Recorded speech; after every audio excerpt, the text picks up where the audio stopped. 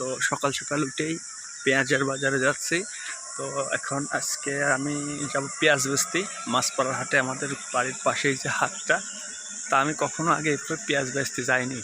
আব্বু অসুস্থ থাকার কারণে, একটু অসুস্থতার কারণে এভাবে কখনো পেঁয়াজ বেচতে যাইনি। তো আজকে আমাকে পেঁয়াজ বেচতে যেতে হচ্ছে, যাই হোক আপনার সাথেই থাকুন।